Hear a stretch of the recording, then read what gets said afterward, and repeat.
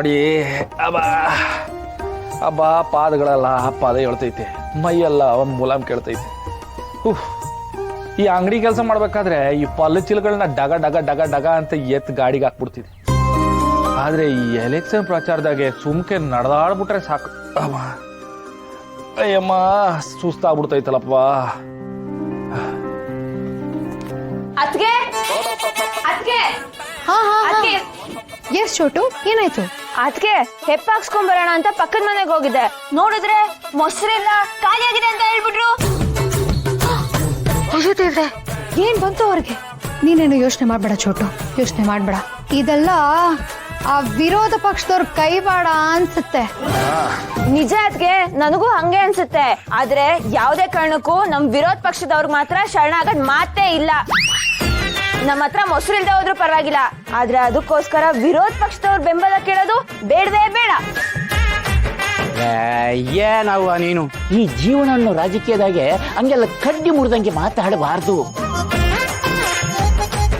ಯಾರೇ ಇರ್ಲಿ, ಅವರು ಒಂದಲ್ಲ ಒಂದಿನ ನಮ್ಮ ಸಹಾಯಕ್ಕೆ ಬಂದೇ ಬರ್ತಾರೆ. ಇವತ್ತಿಂಗಿದ್ದವರು ನಾಳೆ ಇನ್ನೆಂಗೋ ಆಯ್ತಾರೆ. ಅದಕ್ಕೆ ಇದ್ರಾಗ ಪಾಪ ಮಾಡ್ಕೊಳ್ಳೋದಾಗ್ಲಿ ದ್ವೇಷ ಕಟ್ಕೊಳ್ಳೋದಾಗ್ಲಿ ಮಾಡಬಾರ್ದು. ಹಂಗಂತೀರ ಮಾವಯ್ಯ? ಮತ್ತೆ ಇನ್ನೆಂಗ ಅನ್ಲಿ, ಇವಾಗ ಎಪ್ಪು ಸಿಗ್ಲಿಲ್ಲ ಅಂತ ಹಂಗೆ ವಾಪಸ್ ಬಂದ್ಬಿಟ್ರೆ ನಮ್ಗೆ ಲಾಸ್ ಆಯ್ತದೆ. ಅದಕ್ಕೇನ್ ಮಾಡ್ಬೇಕು ನೋಡಕ್ಕ, ನೀವು ಎಪ್ಪು ಕೊಟ್ಬಿಟ್ರೆ ನಾವು ಮೊಸರಾದ್ಮೇಲೆ ನಿಮ್ಗೂ ಹಂಚ್ತೀವಿ, ಸಮ್ಮಿಶ್ರವಾಗಿ ಮೊಸರನ್ನ ಉಣ್ಬಹುದು ಅಂತ ಗಿಲೀಟ್ ಮಾಡಿ ಕೇಳಬೇಕು. ಅಪ್ಪ ಎಂತ ಮಾತು ಹೇಳ್ದೆ, ಹಿರಿಯ ಮುತ್ಸದಿ ನೀನು. ಅನುಭವ ರಾಜಕಾರಣಿ ತರ ಮಾತಾಡ್ಬಿಟ್ಟಲ್ಲಪ್ಪ, ನಂಗಂತೂ ತುಂಬಾ ಖುಷಿ ಆಗೋಯ್ತು. ಯಾರವ? ನಿಮ್ಮ ಅಪ್ಪನೇ?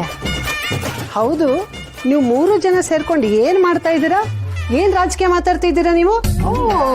ಸಾರಿ ಅತ್ತೆಯವ್ರೆ, ಇದೇನು ಇಲ್ಲಿ ರಾಜಕೀಯ ಸಭೆ ಅಂತೂ ನಡೀತಾ ಇಲ್ಲ. ಖಂಡಿತವಾಗ್ಲೂ ಹೌದು, ನಾವೇನೋ ಸುಮ್ಮನೆ ಹಾಲು ಕಾಫಿ ಟೀ ಲೋಟ ಅಂತ ಮಾತಾಡ್ತಿದ್ವಿ ಅಷ್ಟೇ. ನೀವು ಅದಕ್ಕೆ ರಾಜಕೀಯದ ಬಣ್ಣ ಎಲ್ಲ ಬಡಿಬೇಡಿ ಪ್ಲೀಸ್. ಅಷ್ಟೇನಾ? ನಾನು ಏನೋ ಬಹಳ ಸಭೆ ಮಾಡ್ತಿದ್ದೀರಾ ಅನ್ಕೊಂಡೆ. ನನಗೆ ಒಳಗಡೆ ಅಡಿಗೆ ಸಿಗ್ತಾ ಇದೆ, ಬರ್ತೀನಿ. ಪಾರು, ಅಲ್ಲ ನೀನಾಗ್ಲಿ ಕೂಸಾಗ್ಲಿ ಅಪಾಯ ಆಗ್ಲಿ ಎಲ್ರು ಒಳ್ಳೆ ರಾಜಕೀಯದವ್ರ ತರ ಮಾತಾಡ್ತಿದ್ದೀರಲ್ಲ, ಏನಾಗೈತಿ ನಿಮ್ಗೆ?